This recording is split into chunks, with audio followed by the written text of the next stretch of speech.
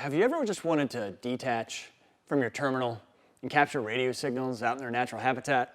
Then have I got the tool for you. Hey, I'm Troy with HackRF TV, and today in Toolkit, we're going to be taking a look at how you can take your HackRF 1 on signal safaris out in the wild with the PortaPack.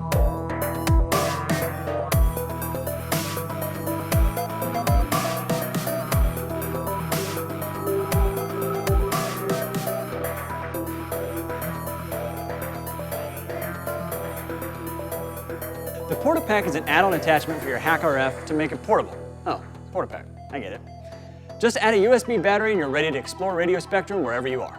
The PortaPack adds several components to your HackRF. For starters, a 2.4-inch 240 by 320 touchscreen display allows you to touch and navigate the ILI 9341 controller inside the screen.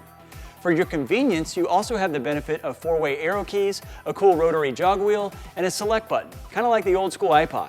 The PortaPack also adds a 3.5mm audio jack, a coin battery for maintaining settings, and an aluminum case in sick anodized black.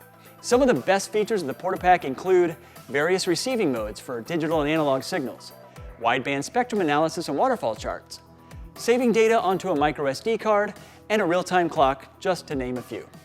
All these features coupled together is sure to make your scanning experience as simple as possible. No more having to mess around with a bunch of extra software. So, what's in the box?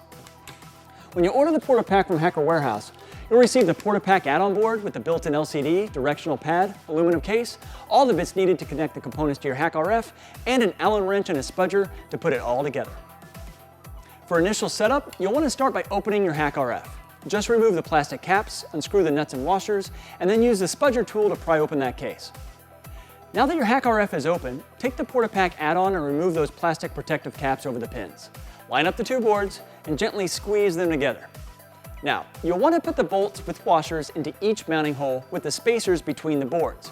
Do this for all 4 mounting holes. With all the bolts in place, you can now place the attached boards into the aluminum case. Be careful with how you slide the boards in, as it shouldn't take any force. If everything is lined up, you can now gently tighten all 5 bolts. Then just reattach all the gold washers, nuts, and plastic caps back onto the SMA connectors. Finger tightening is plenty enough for these. From here, you're now ready to scan frequencies. In case there are any updates after you purchase, you can find a list of all the downloadable firmware versions at the PortaPack GitHub. Now, because PortaPack is open source, you can contribute to or roll your own firmware if you want to expand any of its features. One person in France that goes by Furtech did this with his custom Havoc firmware. This fork contains more functionality and capabilities than the official release. These include IQ file replay, pager decoding and transmitting, a map view for ADS-B decoding, a continuous tone-coded squelch system or CTCSS decoder, a Morse code transmitter, an audio frequency shift keying or AFSK receiver and transmitter, and many more. You can find this specific release with details at Furtech's GitHub.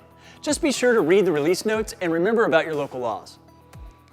To take your PortaPack experience to new heights, you're only going to need 3 things: antennas designed for the frequency band that you're seeking, a USB battery, and a microSD card to store data. You can operate the PortaPack without the card if you're not concerned about keeping any recordings. As for resources, there's a wealth of information that can be found online, but you can find most of the information you'll need from the GitHub wiki. Also, you can always ask the community for help via IRC channels. You can reference Freenode #PortaPack or sometimes #HackRF. Well, that's it for today's Toolkit PortaPack edition. Before we pack it in, I have to give a shout out to Jared Boone, the creator of the PortaPack, and to his hands who also guest starred in this episode assembling the PortaPack. We also did an interview with him at DEF CON 24, which you can check out in the link below. What are you interested in scanning on the go? Let us know in the comments and be sure to ask us any questions you may have. Subscribe, share with your friends, and give us a thumbs up if you want to see more content like this.